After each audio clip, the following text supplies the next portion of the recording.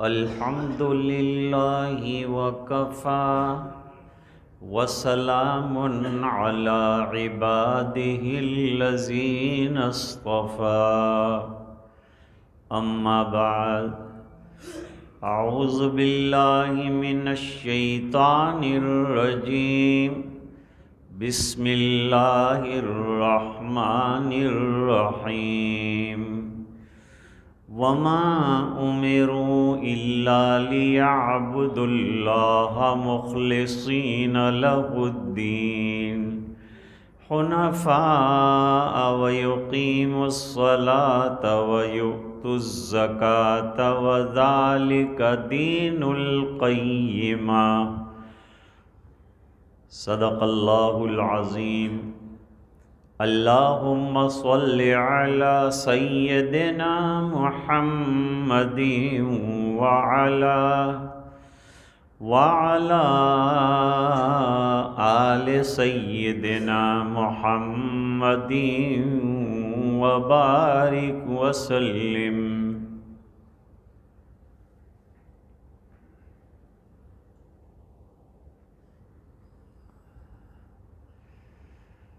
اعمال میں، اقوال میں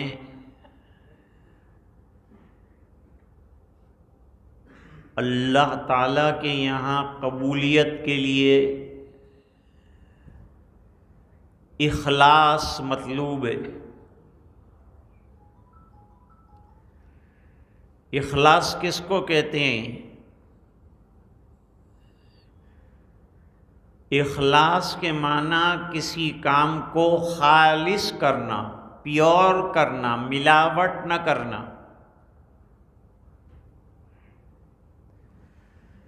جیسے قرآن شریف میں ایک چھوٹی سی سورت ہے، اس کا نام ہے سورۃ الاخلاص۔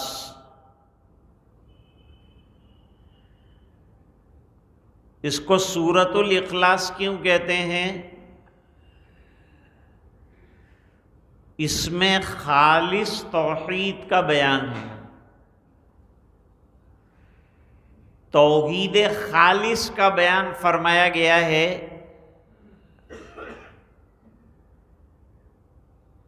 قل هو اللہ احد اللہ الصمد لم یلد ولم یولد ولم یکن لہ کفوا احد۔ یہ سورت بہت اہم ہے، اس بنا پر کہ قرآن شریف میں 3 چیزوں کا تذکرہ 10 پاروں میں آیا ہے۔ ان میں سے 10 پاروں میں اللہ تعالیٰ نے توحید کو بیان فرمایا ہے۔ 30ویں پارے میں اللہ تعالیٰ نے 29 پاروں کا نچوڑ بیان فرمایا ہے، اور سورۃ الاخلاص میں خالص توحید کا جو 10 پاروں کے اندر کا بیان تھا، اس کا نچوڑ جو ہے وہ سورہ اخلاص میں آیا ہے۔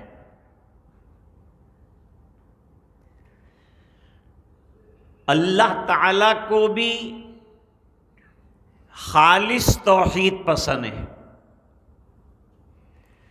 بندہ اللہ کے ساتھ کسی کو برابر کا، یعنی اللہ کے برابر کا شریک بنائے، اللہ کو منظور نہیں، گوارا نہیں۔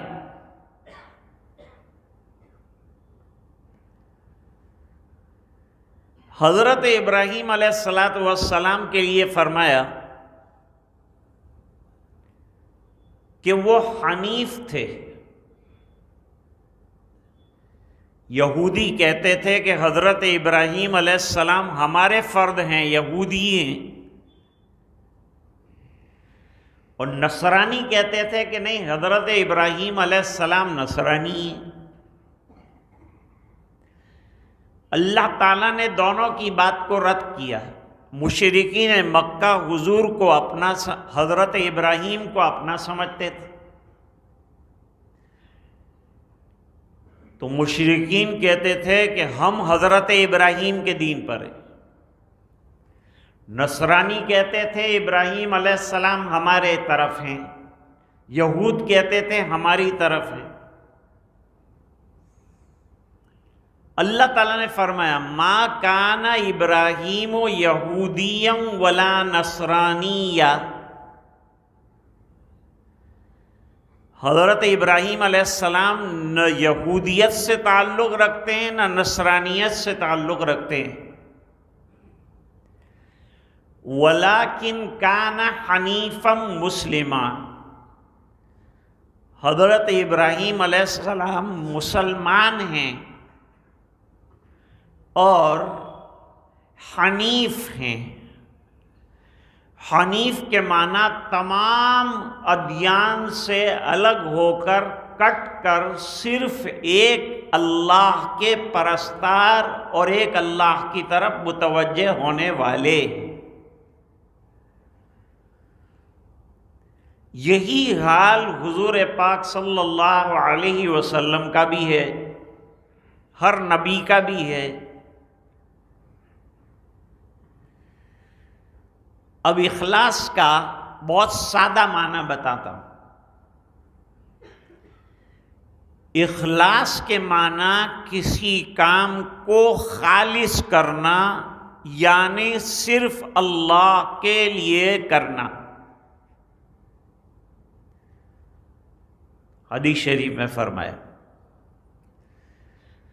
من صلی یرائی فقد اشرکا، جس نے دکھاوے کے لیے نماز پڑھی کہ میں بڑا نمازی کہلاؤں، اس نے گویا شرک کیا، کیونکہ دکھانا اللہ کو ہے اور دکھا رہا ہے لوگوں کو، شرک ہوا۔ کسی نے پیسہ تقسیم کیا تاکہ لوگ اسے سخی کہیں، یہ بھی شرک ہے۔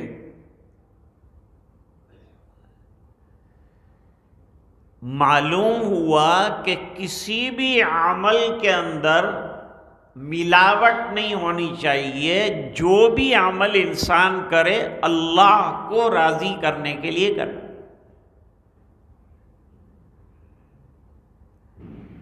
اب ایک اور بات سنو، اخلاص یہ مشکل کام ہے،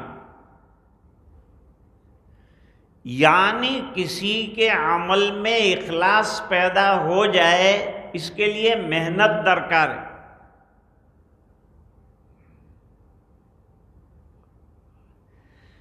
ہر عبادت پہلے نمبر پر ریاکاری ہوتی ہے، پھر اس کے اندر عادت کی شان پیدا ہوتی، پھر اس کے اندر عبادت کی شان آتی۔ تو اس کے لیے ایک عرصہ دراز تک محنت درکار ہے۔ دیکھو اس کو مثال کے ذریعے سے سمجھو۔ ہم نے بچے کو مدرسے میں داخل کرایا، اب یہ اردو پڑھے گا، تختی پڑھے گا، لکھے گا، اور حروف تہجی جو ہے وہاں سے شروع کرے گا۔ حروف تہجی 29 ہے، وہاں سے شروع کرے گا۔ تو ایک طرف پڑھے گا، ایک طرف سلیٹ دیں گے، اس کے اوپر لکھے گا۔ تو استاد جو ہے وہ الف لکھ کے دے گا۔ اب استاد نے جیسا الف لکھ کر دیا ہے، یہ ایسا الف کیا پہلے دن لکھ سکتا ہے؟ وہ تو بالکل سپولیے کی طرح ٹیڑھا ٹیڑھا الف لکھے گا۔ پھر استاد جو ہے الف کے اوپر اس کی قلم لگا کر بار بار مشق کروائے گا۔ یہی ٹیڑھا الف لکھنے والا ایک دن مشقت اور مجاہدے اور محنتوں کے بعد جو ہے کاتب بنے گا، بڑی کتابت بہترین کرے گا، لیکن پہلے دن اس کا کتابت ایسی تھی نہیں تھی۔ اس طرح پہلے دن آدمی کے اندر اخلاص پیدا نہیں ہوتا، کوشش کرتے کرتے اللہ والوں کے پاس بیٹھتے بیٹھتے مشق کرتے کرتے پھر جو ہے اس کے اندر اخلاص آتا ہے۔ ایک بزرگ کا مقولہ مجھے بہت اچھا سمجھ میں آیا، وہ فرماتے ہیں کہ اخلاص دیکھنا ہو، اعمال کا اخلاص، کہ جس میں ریاکاری بالکل نہ ہو، تو ایسے چرواہے کو دیکھو جو جنگل کے اندر بکریوں کے بیچ میں نماز پڑھتا ہے، اس کو ایک مرتبہ بھی یہ خیال نہیں آتا کہ بکریاں دیکھے گی اور واہ واہ کرے گی۔ جیسے وہ چرواہا نماز میں مخلص ہے، ایسے ہمیں ہزاروں کے مجمع کے بیچ میں اخلاص لانا ہے۔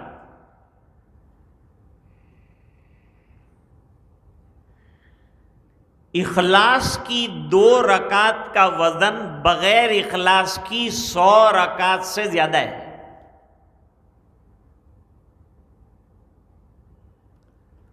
ابھی آج مغرب کے بعد بھی سبق پڑھایا، کتاب الجہاد چل رہی،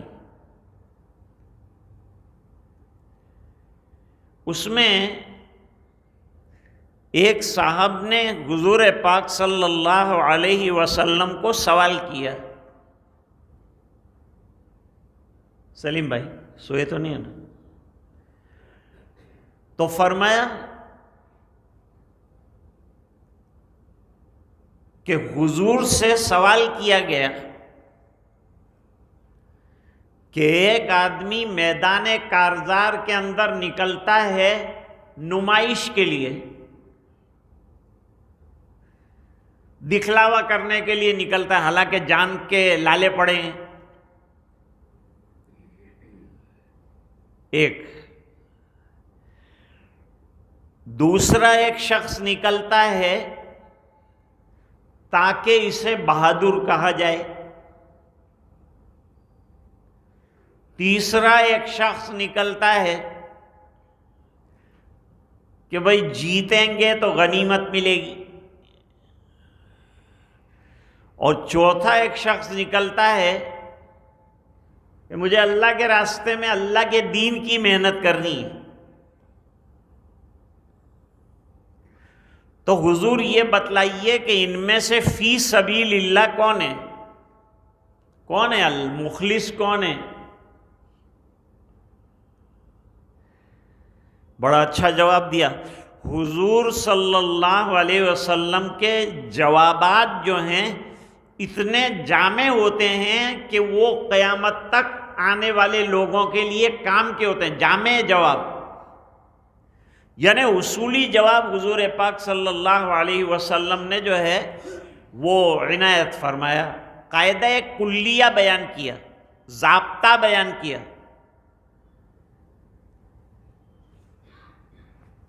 کیا فرمایا؟ من قاتل، جس نے قتال کیا، جو لڑا، لتکون کلمۃ اللہ ہی العلیٰ، تاکہ اللہ کا کلمہ بلند ہو، فہو فی سبیل اللہ، وہ فی سبیل اللہ۔ اب یہ ضابطے کو سامنے رکھ کر اتنے لوگ جو لڑنے والے ہیں ان میں سے کون مخلص ہے اس کا فیصلہ کر سکتے ہیں، اس کا فیصلہ ہو سکتا ہے۔ اب آئیے ایک حدیث شریف دیکھتے ہیں۔ دیکھو یہ تزکیے کی جو مجلسیں ہیں اس کا مطلب ہی یہ ہے کہ ہمارے اعمال میں اخلاص پیدا ہو، ہم جو عمل کریں اللہ کے لیے کرنے والے بنیں۔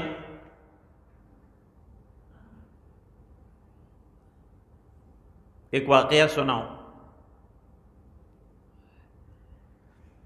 ایک صاحب نے بالکل نیا سوٹ پہنا تھا، نماز پڑھنے آئے،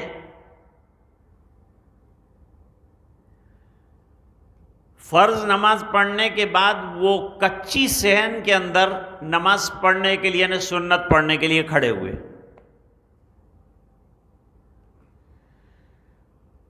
سنت جیسے انہوں نے شروع کی، بارش شروع ہو گئی.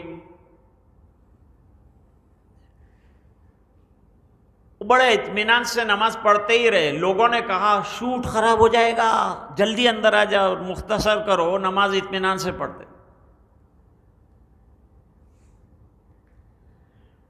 انہوں نے اپنی سنت اطمینان سے پوری کر دی. کپڑے گندے ہو گئے، شوٹ گندا ہو گیا، کیچڑ والا ہو گیا.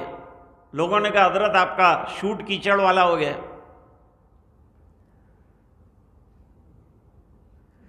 تو انہوں نے کہا کہ شوٹ کیچڑ والا ہو گیا تو کچھ نہیں، لیکن سنت اچھی ہو گئی. یہ شوٹ اسی لیے تو پہنا ہے کہ اللہ کے راستے میں کام آئے. اور نمازوں میں اگر یہ شوٹ بگڑا ہے تو بھائی نماز تو اعلیٰ درجے کی عبادت ہے، اس کے لیے 10 شوٹ بگڑ جائیں تو کوئی مسئلہ نہیں. یہ اخلاص ہے، اس کو اخلاص کہتے ہیں. ہمارے ایک بزرگ نے واقعہ ذکر کیا اخلاص کا. بہت واقعات ہیں، واقعات سے بات کو سمجھایا جاتا ہے. ہمارے مفتی عبد الرحیم صاحب لاجپوری رحمہ اللہ تعالی بہترین قاری قرآن تھے. تجوید میں بڑی مہارت تھی ان کو، اور اپنی جوانی میں بہترین قرآن کریم پڑھتے تھے. اور تلاوت اسی طرح سے کرنی بھی چاہیے، اور نماز میں اسی شان کے ساتھ پڑھتے تھے.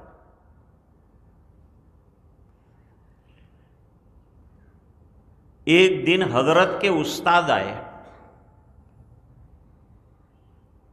یہ واقعہ حضرت نے خود مجھے سنایا. وہ استاد جن کی قرات بہت بہترین تھی اور حضرت نے ان کے پاس قرات پڑھی تھی، تو اپنے مقتدی حضرات کو ہمیشہ کہا کرتے تھے کہ بھئی ایسے میرے استاد ہیں اور یوں پڑھتے ہیں اور بہترین قرآن پڑھتے ہیں اور نہایت عمدہ پڑھتے ہیں. آئے، ان کو کھانا کھلایا، صبح کی نماز کی دعوت دی کہ صبح میں نماز پڑھائیں. صبح میں نماز کے اندر زیادہ قرآن کریم جو ہے پڑھا جاتا ہے، تو زیادہ جو شوق رکھنے والے ہیں تلاوت سننے کا، ان کا شوق جو ہے وہ پورا ہوتا ہے فجر کی نماز میں. عشاء کی نماز میں درمیانی درجے کی قرات ہو، اور مغرب کی نماز میں جو ہے قصار مفصل سے پڑھنا ہے.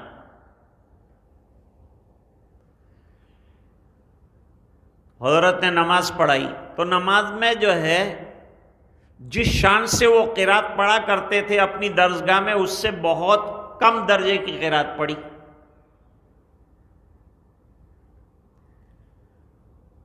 لوگوں نے کہا کہ تو خاص پڑھتے وڑھتے نہیں ہیں، ٹھیک ہے، خالی حضرت تعریف کرتے تھے. گھر گئے، ناشتہ لگایا گیا. بات میں حضرت نے پوچھا، حضرت آج وہ جس شان کی آپ کی قرات تھی وہ نہیں پڑھی آپ نے؟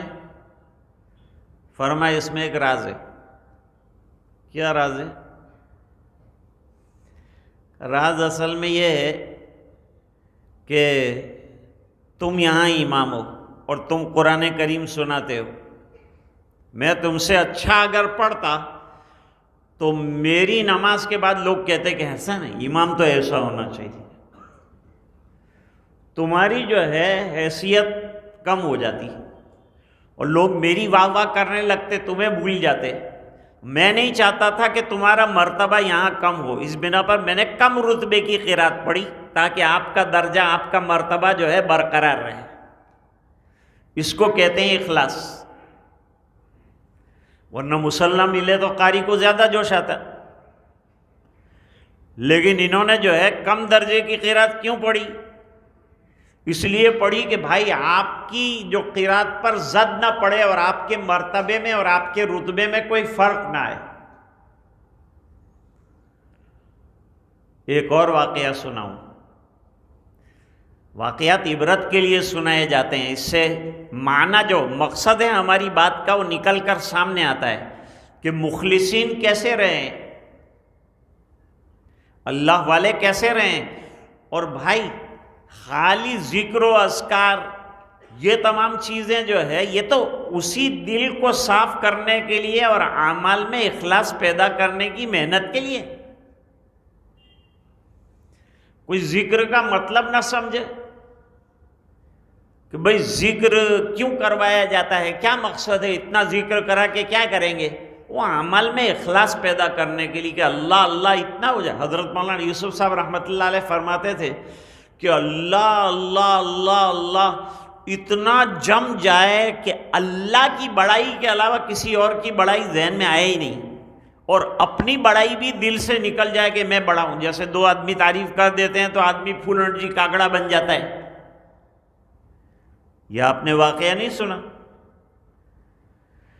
کوا جو ہے وہ درخت کے اوپر کسی جگہ سے پوری لا کر بیٹھا تھا اور کھانے کی تیاری کر رہا تھا، اور اتنے میں لومڑی نے دیکھ لیا۔ لومڑی چالاک جانور مانا جاتا ہے۔ وہ نیچے آئی اور اس نے کوے کی بہت تعریف کی۔ کوا بھی پھولنے لگا، کہا آپ کی جو ہے چونچ کتنی اچھی، آپ کے پیر کتنے حسین، آپ کے پر کتنے چمکدار۔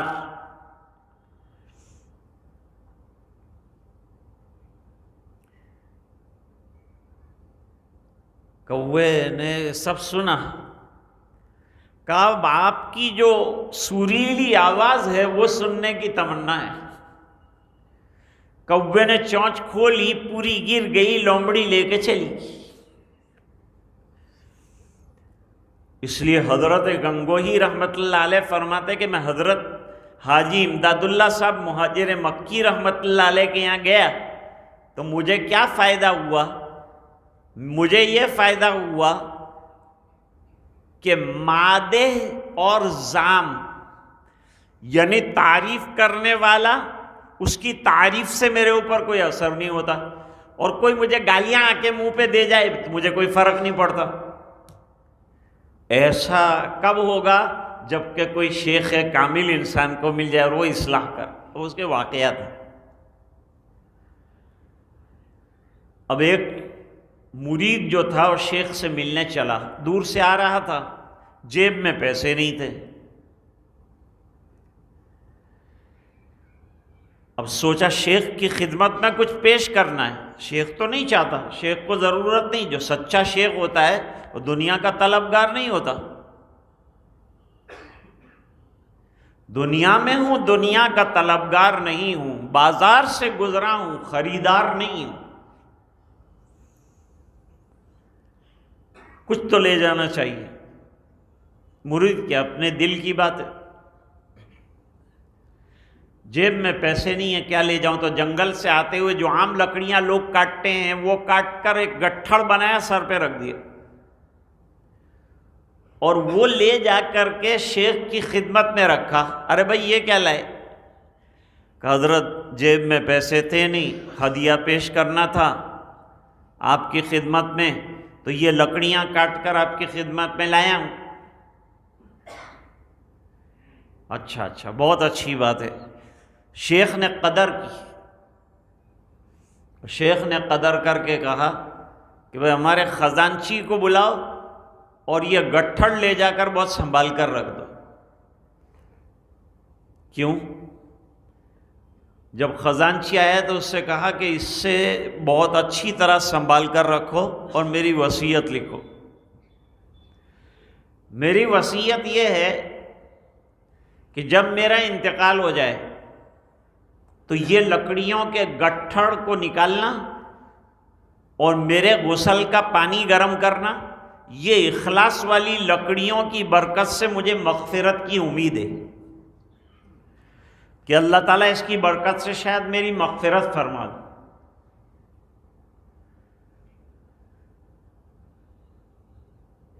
قطب عالم حضرت گنگوہی رحمۃ اللہ علیہ کے واقعات میں لکھا ہے،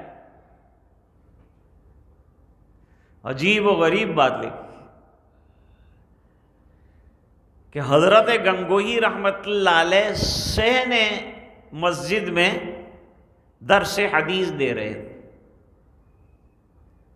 اچانک بارش شروع ہو گئی۔ جیسے ہی بارش شروع ہوئی تو طلبہ تمام اپنی کتابوں کو اور کپڑوں کو سمیٹ کر اندر چلے گئے۔ مڑ کے دیکھا کہ حضرت گنگوئی رحمۃ اللہ علیہ ہمارے استاد کہاں ہیں؟ تو استاد کو دیکھا کہ وہ اپنے دامن کے اندر طلبہ کے جوتے جمع کر کے پھر لا رہے تھے۔ ارے حضرت آپ یہ کیا کرتے ہیں؟ فرمایا مجھے خیال ہوا کہ بارش کے اندر تمہارے جوتے خراب ہو جائیں گے، اس بنا پر تم نے کتاب کی فکر کی، میں نے تمہارے جوتوں کی فکر کی۔ کب ہوگا ایسا؟ جب انسان کے اندر عملی اعتبار سے اور دل کے اعتبار سے اخلاص پیدا ہو جائے۔ اس سلسلے میں ایک حدیث ڈرانے والی، بہت ڈرانے والی حدیث، لیکن آج اس کو ذکر نہیں کرنا ہے، آئندہ مجلس کے لیے مجھے یاد دلائیے گا کہ وہ حدیث کیا تھی، تو انشاءاللہ اس وقت جو ہے وہ حدیث کا ذکر آپ کے سامنے کریں گے، جس سے اخلاص کا درپن اور اخلاص کی تصویر ہمارے سامنے آئے۔ ذرا سی ریاکاری سے آدمی کے بہت سے اعمال رائگان ہو جاتے ہیں۔ حضرت حکیم الامت مجدد ملت حضرت تھانوی رحمۃ اللہ تعالی علیہ فرماتے ہیں کہ ایک صاحب کسی حاجی صاحب کے یہاں گئے۔ حاجی صاحب جو ہیں وہ عمرے سے تشریف لائے تھے، چلو مل کے آئیں، ان سے دعائیں لے لیں۔ تو یہ صاحب گئے، انہوں نے اپنے بیٹے سے کہا کہ چوتھے حج میں اپنے جو زمزم لائے تھے وہ ذرا ان کو پلانا۔ وہ حاجی صاحب بڑے سمجھدار تھے، انہوں نے کہا ایک جملے میں آپ نے 4 حج کا ثواب ختم کر ڈالا۔ یہ کہنے کی کیا ضرورت کہ چوتھے بتلانا چاہتے ہیں کہ اتنے حج آپ نے کیے ہیں اور وہ فلاں حج کے اندر آپ یوں لائے تھے اور زمزم لائے تھے، سب کہنے کی کیا ضرورت؟ چپ چاپ رہو، اپنے اعمال کو ظاہر مت کرو۔ صحابہ کرام اپنے اعمال کو ظاہر نہیں کرتے، اور جب ظاہر ہو جاتے تھے تو استغفار کرتے اللہ کے دربار میں کہ ہائے ہائے یہ کیا ہو گیا، یہ کیا کہہ دیا، میں نے تو اللہ کے لیے کیا تھا کام، لوگوں کو سنانے کے لیے تو کیا نہیں تھا۔ تو اخلاص کس کو کہتے ہیں؟ اخلاص کہتے ہیں اعمال کو اللہ کے لیے کرنے کی کوشش شروع کر دیں۔ کوشش کرتے کرتے کرتے کرتے ایک دن اللہ تعالیٰ ایسے اعمال نصیب فرمائیں گے جو اللہ کے یہاں وزنی ہوں گے۔ اللہ تعالیٰ کے اعمال میں وزن کیسے پیدا ہوتا ہے؟ اخلاص کے ذریعے سے پیدا ہوتا ہے۔ اللہ تعالیٰ سب کو اخلاص کی دولت سے مالا مال فرمائے، اور یہ ٹوٹا پھوٹا جو ہم کر رہے ہیں اللہ اپنے فضل سے اس کو قبول فرمائے، اور اس میں جو لغزشیں ہوں اللہ تعالیٰ اس کو درگزر فرمائے، آمین یا رب العالمین۔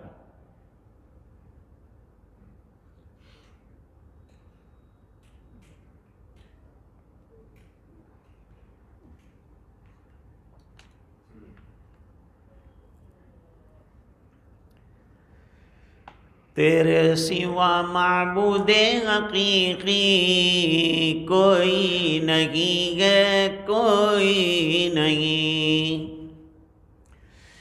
تیرے سوا مسجود حقیقی کوئی نہیں ہے، کوئی نہیں۔ تیرے سوا مشہود حقیقی کوئی نہیں ہے، کوئی نہیں۔ اب تو رہے بس تادم آخر ورد زبان ہے میرے الہ۔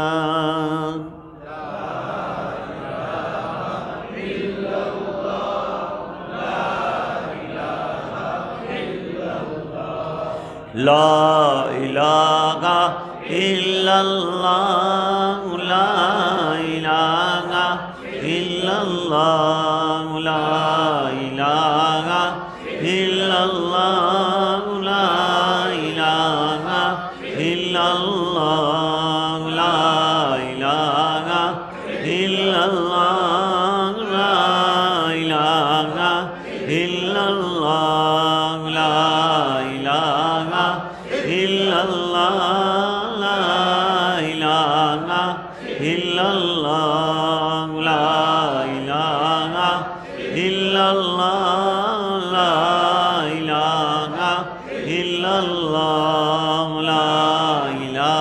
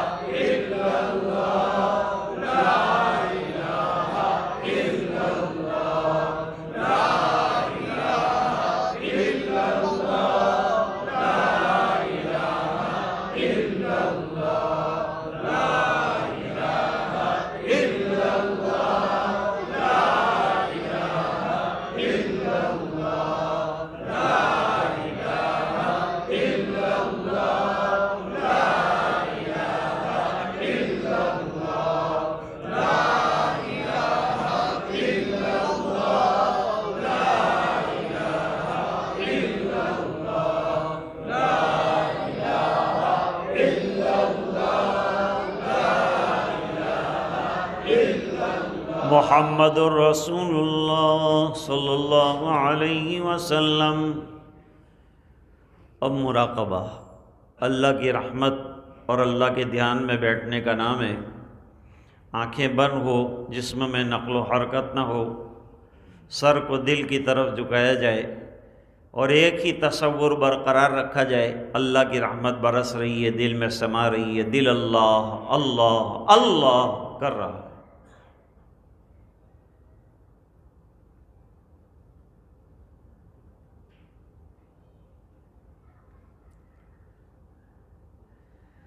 اے خفتہ دل بیدار شو، بیدار شو، بیدار شو،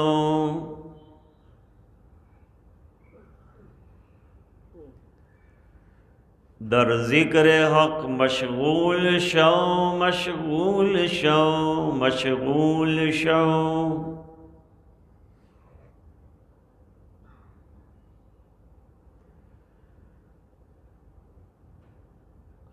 عزیزو دوستو یارو یہ دنیا دار فانی ہے،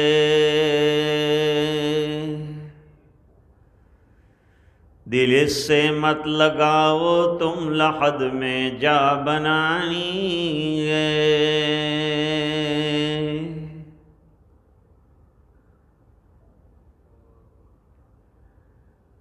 تو آیا بغن طاعت پھنسا لذات دنیا میں، عقل کھوئی گئی تیری یہ کیسی نادانی ہے۔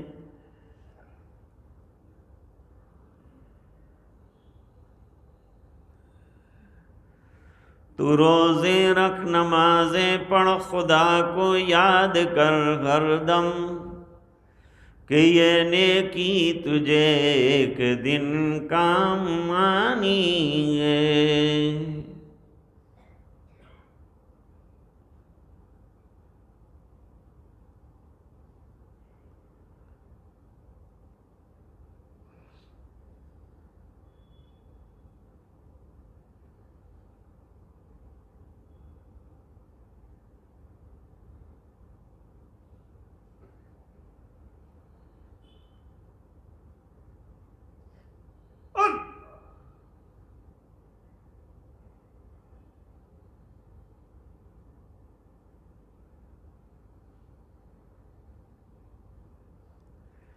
لا الہ الا اللہ محمد رسول اللہ صلی اللہ علیہ وسلم۔